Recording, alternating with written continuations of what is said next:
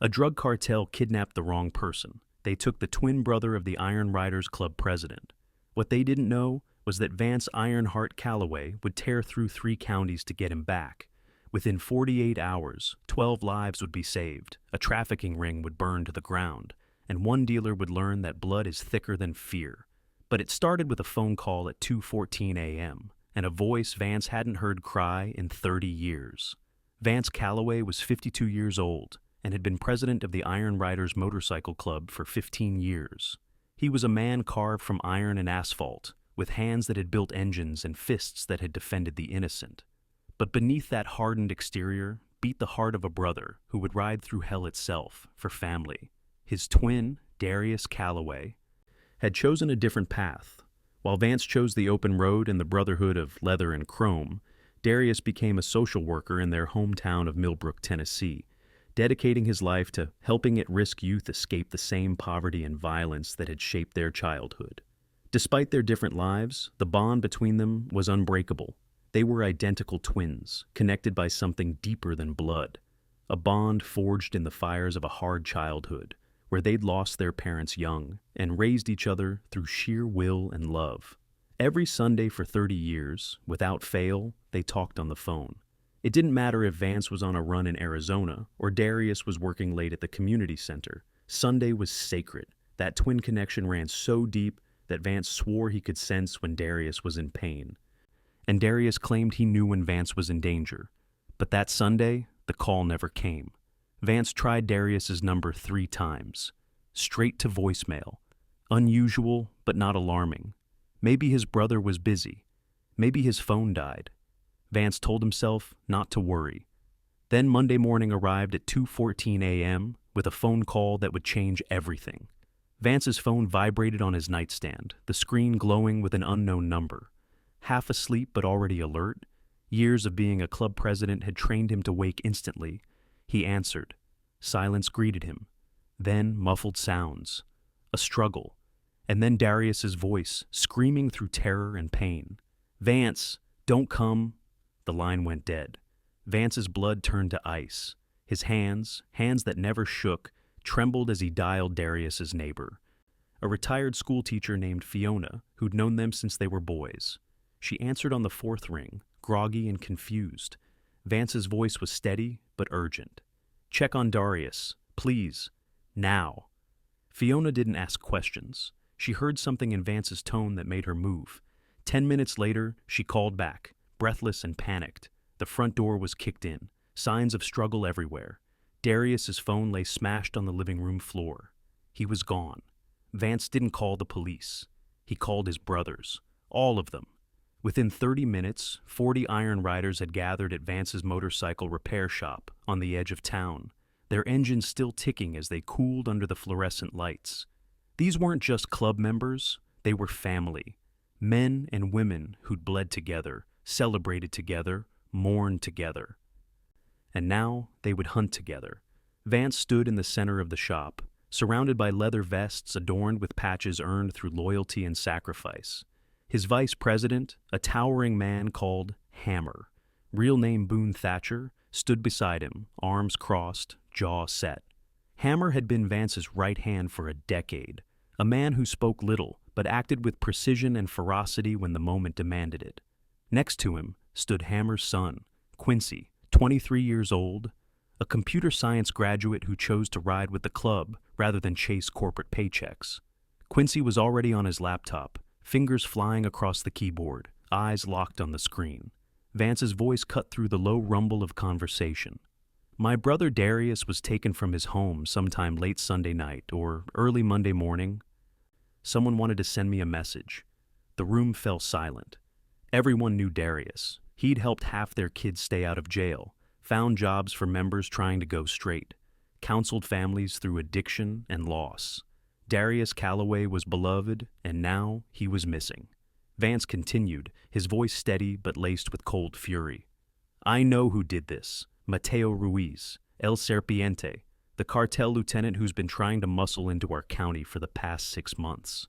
Heads nodded. Everyone knew Mateo. He'd approached Vance repeatedly, wanting to use the bike shop as a front for smuggling routes, offering money, then threats when Vance refused. Vance had told him no every single time. Now, Mateo had escalated. Quincy spoke up, his voice calm despite the tension crackling through the room. I pulled traffic cam footage from the routes near Darius's house. Black cargo van, no plates, heading north on Highway 9 around midnight Sunday. I lost it past the county line, but the direction matches Grayson County. That's Mateo's territory. Vance's jaw tightened. Grayson County was an industrial graveyard. Abandoned factories, forgotten warehouses, the perfect place to hide something or someone you didn't want found. Hammer placed a hand on Vance's shoulder. We ride at dawn, but we don't ride alone. Word had already spread through the biker network like wildfire. Clubs from Kentucky, Mississippi, and Alabama were mobilizing. The Road Reapers, the Steel Brotherhood, the Thunder Wolves. By dawn, 150 bikers would converge on Grayson County, united by a code older than any law. You don't touch family. If you believe family is everything and that brothers protect brothers no matter what, hit that subscribe button. People who abandon family won't understand this story, but you will. 150 motorcycles rolling through the pre-dawn darkness sounds like thunder given form. The rumble shook windows, rattled street signs, and announced to anyone listening that something unstoppable was coming. Vance led the pack, his custom Harley growling beneath him, the wind biting at his face as the convoy tore north toward Grayson County. Behind him rode not just his Iron Riders, but brothers from clubs across 4 states, men and women who understood that an attack on one was an attack on all. The bikers didn't charge in blindly. That's not how you survive in a world where cartels have money, weapons, and corrupt officials in their pockets. Hammer's son, Quincy, had set up a mobile command center in the back of a converted RV. His laptop connected to satellite feeds, traffic cameras, and police scanners. 2 younger riders, Elowen and Cade, had been sent ahead as scouts. Elowen was a former army mechanic, 28 years old, with sharp eyes and sharper instincts. Cade was a local kid who'd grown up in Grayson County before finding his way to the Iron Riders. He knew every back road, every abandoned building, every place someone like Mateo might hide. They reported back just after dawn. An old textile factory on the eastern edge of the county, boarded windows, fresh tire tracks, and armed guards patrolling the perimeter. At least 20 men, heavily armed, rotating shifts every 6 hours. But there was something else. Lights flickering at odd hours. Movement inside that suggested more than just a simple kidnapping operation. The factory was too active, too organized for one hostage. Vance felt it in his gut. The same instinct that had kept him alive through decades of riding dangerous roads. This wasn't just about Darius. Mateo was running something bigger. Vance gathered his captains in a clearing 3 miles from the factory. Maps were spread across the hood of a pickup truck, aerial photos pulled from county records, guard rotations sketched in pencil. Tank, the Iron Riders' road captain, pointed to the factory's rear entrance. Weakest point, loading dock hasn't been used in years. Rusty chain link fence, 1 guard, maybe 2. Vance nodded, but something gnawed at him. It felt too easy. Mateo was vicious, but he wasn't stupid. That's when the unexpected arrived. A silver sedan pulled up to the clearing, and every gun in the vicinity pointed toward it instantly. The driver's door opened slowly, hands raised. A woman stepped out, mid-30s, dark hair pulled back, sharp eyes that had seen too much. She wore jeans and a leather jacket, but the badge clipped to her belt told a different story. DEA. The bikers tensed, fingers tightening on weapons, but Vance raised his hand. Wait. The woman walked forward, stopping 10 feet from Vance. Her voice was steady, accent carrying traces of El Paso, Texas. My name is Paloma Ibarra. I've been tracking Mateo Ruiz for 18 months, and before you tell me to leave, you should know something. She reached into her jacket slowly, pulling out a photograph. A young woman, barely 20, bruised and hollow-eyed. That's my sister, Sophia. 5 years ago, Mateo's network trafficked her across the border. She survived, but she's never been the same. I've been building a case against him ever since, but his lawyers always win. The system protects him because he pays the right people. Paloma's jaw tightened, and then she did something that stunned everyone watching. She unclipped her badge and threw it on the ground. I'm not here as a federal agent. I'm here as a sister who failed to save her own. But maybe I can help you save yours. The clearing was silent except for the distant caw of crows and the idle rumble of motorcycle engines. Vance studied her face, seeing the same desperation, the same burning need for justice that he felt. Finally, he spoke. "What do you have?" Paloma Ibarra pulled a rolled set of blueprints from her car, spreading them across the truck hood beside the maps already laid out. Factory schematics, detailed and marked with handwritten notes, guard rotations, entry points, surveillance camera blind spots. She'd been watching Mateo's operation for months, documenting everything, waiting for the moment when she'd have enough evidence to bring him down. But evidence meant nothing when judges were bought and witnesses disappeared. She'd learned that the hard way. "Mateo uses this factory as a holding facility," Paloma explained, her finger tracing the layout. "He brings people here, kidnap victims, trafficking targets, anyone he wants to leverage or sell. He keeps them for a few days, sometimes weeks, then moves them through his network. I've identified at least 14 people who disappeared in the past 6 months. All last seen in areas Mateo controls. Your brother is one of them, but he's not alone in there." The weight of her words settled over the group like a heavy fog. Vance's mission had been singular: get Darius back. But now the scope was expanding. 14 people, families destroyed, lives stolen. Hammer spoke up, his deep voice carrying across the clearing. "If there are 14 people in there, we're not leaving anyone behind." Heads nodded in agreement. The bikers operated by a code: protect the innocent, punish the guilty, and never turn your back on someone who needs help. Paloma continued, pointing to a section of the blueprint marked in red. "There's a basement level here. That's where he keeps the high-value targets, people he's holding for ransom or leverage. If your brother's alive, that's where he'll be." "But Mateo's not stupid. He knows by now that you're coming. He'll have reinforcements, maybe 50 men total by the time you get there." The odds didn't faze anyone present. They'd ridden into worse. Vance looked at Paloma directly. "Why should we trust you? You're a Fed. Your people have done nothing but protect men like Mateo while good people suffer." Paloma didn't flinch. "You're right. The system failed my sister. It's failing your brother right now. That's why I'm standing here without my badge, asking you to let me help. I have one condition. If we find evidence of trafficking in that factory, you let me document it and make the arrest. Mateo walks into a prison, not a grave. I need him alive long enough to dismantle his entire network." Vance considered this. Justice versus vengeance. The law versus the code. Finally, he extended his hand. Paloma shook it, grip firm. The alliance was formed. Federal agent and outlaw bikers, united by the same enemy and the same mission. But as they finalized their plan, a two-pronged assault with a distraction team and an infiltration unit, none of them knew the truth. Mateo had already moved. Darius wasn't in that factory anymore. And the trap waiting for them was far deadlier than anyone imagined. If you believe justice matters more than badges, hit the like button.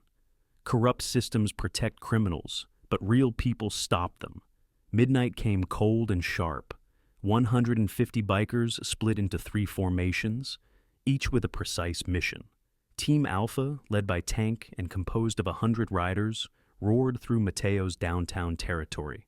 A deliberate, thunderous distraction meant to pull guards and attention away from the factory.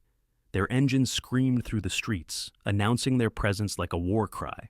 Team Bravo, Vance's hand-picked infiltration unit of 12, approached the factory from the south, lights off, engines cut a quarter-mile out, and Team Charlie, led by Hammer, held position 3 miles north, ready to intercept any cartel reinforcements or pursue leads on alternate locations. Vance moved through the darkness like a ghost, his team behind him, Elowen, Cade, Paloma, and 8 others he'd trust with his life. They reached the rusted chain-link fence at the factory's rear loading dock exactly as planned. One guard, half asleep, leaning against a dumpster with a cigarette glowing in the dark. Cade moved silently. Years of hunting in these woods making him invisible. Within seconds, the guard was unconscious, zip-tied, and hidden. The team breached the loading dock door, and the smell hit them immediately. Mildew, rust, and something worse. Fear, the scent of human suffering. They moved room by room, clearing each space with military precision. Paloma had been right about the layout, but wrong about the numbers. The factory wasn't heavily guarded. In fact, it was barely guarded at all. Only 5 men total, all of them caught off guard, subdued before they could raise an alarm. Something was wrong. Vance felt it crawling up his spine, that same instinct that had saved his life a dozen times before. This was too easy. Mateo knew they were coming. So, where was everyone? Then they found the basement, a steel door, padlocked from the outside, hidden behind a false wall in what used to be the factory's boiler room. Hammer's enforcer, a man called Wrench, cut through the lock with bolt cutters, and the door swung open to reveal a narrow staircase descending into darkness. Vance went first, flashlight cutting through the black. The basement was a nightmare made real, a concrete room divided by chain-link partitions, makeshift cages holding human beings like animals. But there were only 3 people here, not 14, not Darius. A teenage girl, no more than 16, sat huddled in the corner, arms wrapped around her knees, eyes wide with terror and hope. Her name, they'd later learn, was Tinsley, trafficked from Iowa 2 months earlier after being lured by a fake modeling agency. Beside her cage sat a middle-aged man, face bruised and swollen, wearing the tattered remains of a truck driver's uniform. Leland, hijacked 3 weeks ago while making a long-haul run through Tennessee, held for ransom his family couldn't pay. And in the third cage, an elderly woman, frail and barely conscious, her wrists raw from restraints. Ariadne, a widow from Kentucky who'd been reported missing 6 weeks ago, targeted by the cartel for organ trafficking because she had no close family to search for her. Vance's heart broke and burned simultaneously. These were innocents, forgotten by the world, caged like animals by a monster who saw people as products. Elawan immediately began cutting through the cage locks, while Paloma knelt beside Tinsley, speaking softly, reassuring her that she was safe now. Cade helped Leland to his feet, and Vance himself lifted Ariadne, her weight almost nothing in his arms, her breathing shallow. But even as they evacuated the captives, even as Paloma found a laptop in a corner office containing shipping logs and encrypted files, the evidence she'd been hunting for months, Vance's mind was screaming one truth: Darius isn't here. Quincy's voice crackled over the radio, urgent and sharp. Vance, we've got a problem. I intercepted cartel radio chatter. Mateo moved the primary targets yesterday. There's a secondary location, an abandoned grain silo 15 miles west. That's where your brother is. And Vance, they're talking about executions. They know we're at the factory. It's a diversion. The air left Vance's lungs. Mateo had played them. He'd left 3 captives as bait, knowing the bikers would come, knowing they'd waste time on the rescue while he consolidated his position elsewhere. And now Darius and 11 others were 15 miles away, with time running out. Vance made the decision in seconds. Team Bravo would evacuate the 3 rescued captives and secure Paloma's evidence. Team Alpha would regroup and converge on the grain silo. And Vance himself would lead Team Charlie, Hammer's unit, straight into the heart of enemy territory. There was no time for planning, no time for strategy, just raw speed and desperation. 15 miles. That's all that stood between him and his brother. 15 miles and an army of cartel soldiers willing to kill to protect their operation. The motorcycles screamed across back roads, headlights cutting through the night like blazing spears. Hammer rode beside Vance, his face set in grim determination. Behind them, another 30 riders pushed their machines to the limit, engines roaring in harmony, a symphony of defiance and fury. Quincy fed them real-time updates over the radio, satellite imagery showing at least 15 vehicles surrounding the grain silo, heat signatures indicating heavy personnel presence, and worst of all, intercepted communications, ordering the execution of all captives if the bikers approached. Mateo was cornered, and cornered animals were the most dangerous. They reached the silo just as the eastern sky began to lighten with the first hints of dawn. The structure loomed against the horizon, a massive cylindrical tower of rusted steel and concrete, surrounded by a gravel lot filled with cartel vehicles. Guards patrolled with military-grade weapons, and spotlights swept the perimeter. This wasn't a holding facility. It was a fortress. Hammer's voice came through Vance's earpiece, low and cautious. We're outnumbered 3-1, and they've got high ground. If we charge in, they'll cut us down before we reach the entrance. Vance stared at the silo, mind racing. Every second that passed was a second Darius might not have.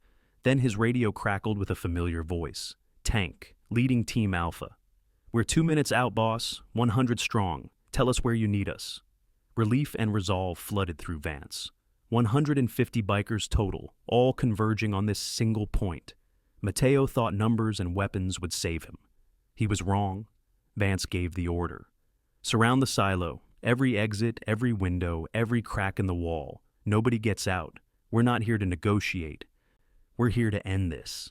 The next 2 minutes felt like hours. Then the sound came, that unmistakable roar of 100 motorcycles approaching in formation. The cartel guards panicked, shouting into radios, spinning in circles as they realized they weren't facing a small raiding party. They were facing an army. The bikers formed a complete circle around the silo, headlights creating a ring of light that turned night into day. Engines idled, a low, threatening growl that promised violence if provoked. And then silence fell, heavy and expectant. A door on the silo's ground level opened, and Mateo Ruiz stepped out, flanked by 5 armed men. He was younger than Vance expected, mid-30s, dressed in expensive clothes that looked absurd in this industrial wasteland. His nickname, El Serpiente, fit him, slick, cold-blooded, venomous. He held a phone to his ear, then lowered it, smiling. Vance Calloway, the legendary Iron Riders president, you brought quite a show. His accent was smooth, his demeanor calm, but Vance could see the calculation in his eyes. Mateo was buying time, weighing options, looking for an escape that didn't exist. Vance dismounted, walking forward until he stood 50 feet from Mateo, close enough to see his face clearly, far enough to react if things went wrong. Where's my brother? Vance's voice carried across the gravel lot, steady and cold. Mateo's smile widened. Safe, for now. But you've created a problem for me, Calloway. I can't let you walk away after this. You've seen too much. So here's what's going to happen. You're going to turn around, take your little biker gang, and leave. And maybe, just maybe, I'll let your brother and the others live. Vance's response was a single word. No. Mateo's smile faltered. Then you've killed them all? He raised his hand, about to signal his men. That's when a single gunshot cracked through the air, and one of Mateo's guards dropped, a red bloom spreading across his shoulder. Paloma's voice came over the radio, calm and professional. Sniper position established. I have a clear shot on Mateo. Say the word. The other guards panicked, raising weapons, but they were surrounded by 150 bikers, all armed, all ready. Mateo froze, realizing too late that he'd lost control of the situation. Comment, heroes don't quit. If you believe courage means doing the right thing even when it's dangerous. This is what real bravery looks like. The standoff held for 3 heartbeats. Mateo stood frozen, his hands still raised, one guard down and bleeding, the others paralyzed by fear and confusion. 150 bikers surrounded the silo like a living wall, engines rumbling low, headlights blazing. Vance stood in the center of it all, calm and immovable as stone. He'd been in fights before, survived ambushes and betrayals, but this moment was different. This wasn't about territory or pride. This was about family. And family was everything. Mateo's eyes darted between the bikers, calculating odds that didn't exist. He lowered his hand slowly, that smooth smile returning to his face like a mask. You're making a mistake, Calloway. You think this ends well for you? I have connections, police, politicians. You touch me, and you'll have every law enforcement agency in 3 states hunting you down. Vance took another step forward. Then I guess I'll have to make sure there's nothing left for them to find. The door behind Mateo burst open, and more guards poured out, weapons raised. But they stopped dead when they saw the scene. Surrounded, outnumbered, outgunned. Then something happened that changed everything. From inside the silo, a voice screamed, not a voice of fear, but of defiance and rage. Darius. Vance would recognize his brother's voice anywhere, even after days of captivity and torture. The sound cut through the tension like a knife, and Vance's restraint shattered. What happened next was chaos and precision combined. Hammer's team moved first, roaring forward on their bikes, closing the circle tighter. Paloma fired again from her position, taking out a spotlight, plunging half the area into shadow. The cartel guards panicked and opened fire, but they were shooting blind, hitting nothing but air and metal. The bikers returned fire with controlled bursts, not trying to kill but to suppress, to overwhelm, to break the enemy's will. Within 90 seconds, half of Mateo's men had dropped their weapons and fled into the darkness. The others threw their hands up in surrender. Mateo himself tried to run, bolting back toward the silo entrance. Vance was faster. He crossed the distance in seconds, tackling Mateo to the gravel, fists driving into the drug lord's ribs, his face, every blow fueled by days of fear and rage. Hammer pulled Vance off before he could finish it. "Not yet, brother. We need to get inside. Darius first, justice after." Vance nodded, chest heaving, knuckles bloody. Hammer zip-tied Mateo's hands and dragged him to his feet. "Move," Hammer growled, shoving him toward the entrance. "You're going to show us where they are." Inside the silo, the smell was worse than the factory. Sweat, blood, chemicals, and despair. Mateo led them down a metal staircase into a sub-level carved into the earth beneath the structure. The walls were concrete, the lighting flickering and dim. And there, in a room divided by chain-link partitions, were 12 people. Men, women, ranging in age from 19 to 63. Some bore signs of torture. Others looked hollow, broken by weeks of captivity. And in the far cage, sitting against the wall with blood dried on his face but fire still burning in his eyes, was Darius Calloway. Vance felt his knees almost give out. Relief, guilt, rage, love, every emotion crashed over him at once. "Darius," he whispered, and then louder. "Darius!" His brother looked up, confusion turning to recognition, turning to tears. "Vance, you came." Vance was already cutting through the lock, throwing the cage door open, pulling his twin into an embrace that spoke 30 years of brotherhood in a single moment. "Always, brother. Always." Darius collapsed against him, body shaking with sobs he'd held back for days, and Vance held him like he'd done when they were children and the world was too cruel and too hard.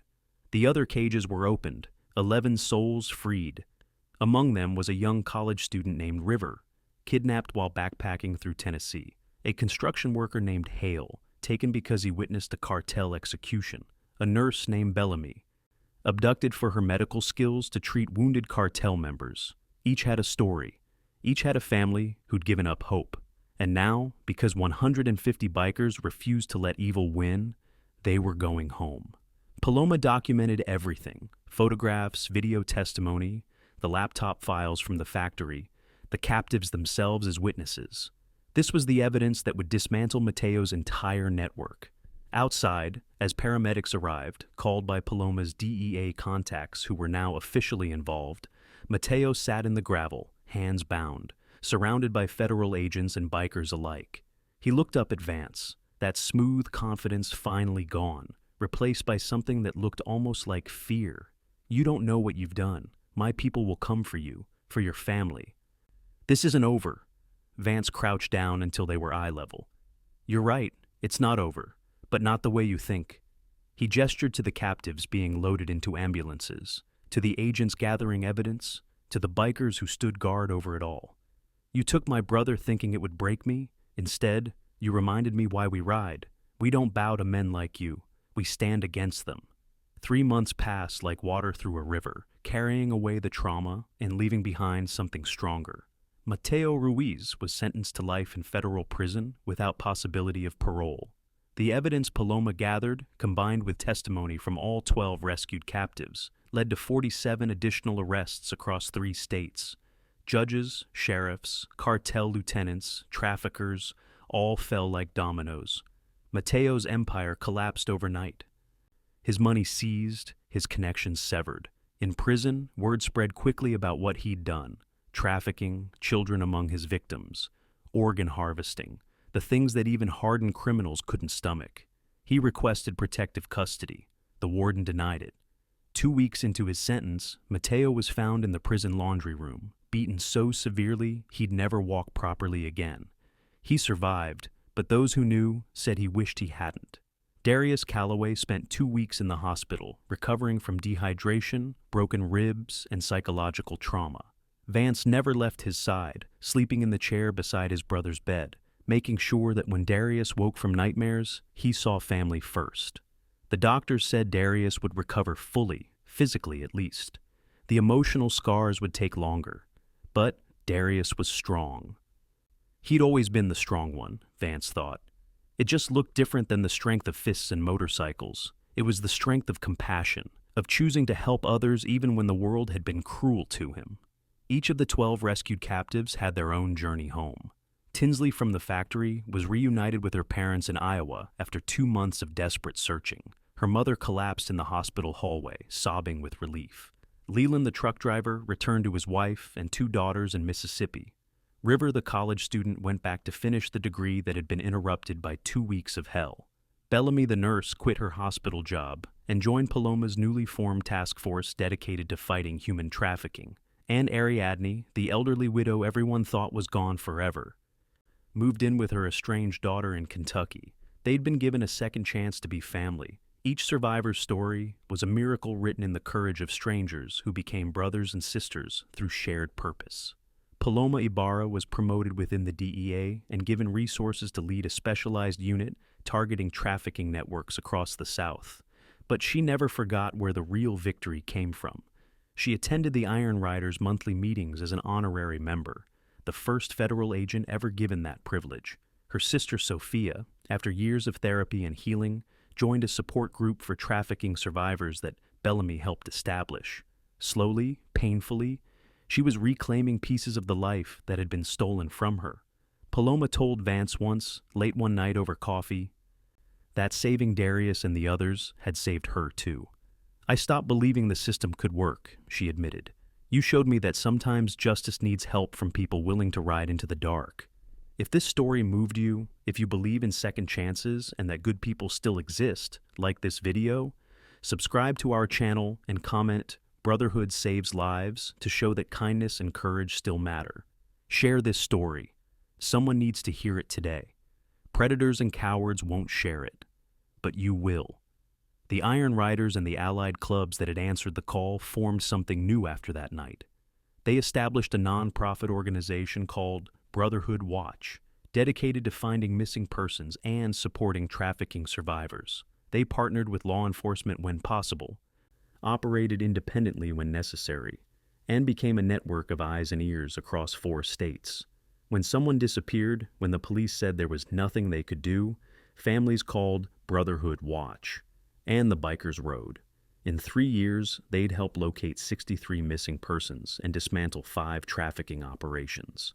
The work was dangerous, often thankless, but they did it because they remembered what it felt like to race through the night towards someone who needed them. Darius eventually returned to his work as a social worker, but with a new mission. He collaborated directly with the Iron Riders, identifying at-risk youth who might be vulnerable to traffickers and predators. He taught self-defense classes at the community center. He spoke at schools about recognizing manipulation and danger. And every month, he rode with his brother and the club to the memorial they had built, a small park where the grain silo once stood, featuring 12 benches arranged in a circle, each inscribed with a name and a simple phrase: rescued by brotherhood, protected by love. Families came there to remember, to grieve, to celebrate survival. Vance and Darius now rode together every Sunday. Not just a phone call anymore, but side by side on the open road. Leather jackets catching the wind, engines singing in harmony. They'd talk about everything and nothing. The week's events, memories of childhood, dreams for the future. Sometimes they rode in comfortable silence, that twin connection needing no words. Darius told Vance once that those rides saved him more than any therapy ever could. "When I was in that cage," Darius said quietly, "I knew you'd come. I didn't know how or when, but I knew. That's what kept me alive, knowing that my brother would move heaven and earth to find me." Vance gripped his brother's shoulder. "I'd do it again, every time. That's what family means." The story of the Iron Riders and the grain silo rescue became legend in the biker community, told around campfires and clubhouses across the country. It reminded everyone what the patches on their vests really meant. Not rebellion for rebellion's sake, but protection for those who couldn't protect themselves. Justice when the system failed. Family when blood relatives weren't enough. Mateo Ruiz thought taking one man would send a message. He was right. just not the message he intended. He reminded 150 bikers why they ride, not for themselves, but for those who can't ride alone. And in prison, every year on the anniversary of his arrest, Mateo receives a photograph in the mail. 12 people, healthy and smiling, standing together in a park where a nightmare once stood. The message is always the same. They survived. You didn't. Thank you for watching this story. If it touched your heart, if it reminded you that courage and compassion still exist in this world, share it with someone who needs hope today. Subscribe to see more stories of real heroes who ride not for glory, but for those who need them most. And remember, Brotherhood isn't about blood. It's about who shows up when darkness falls.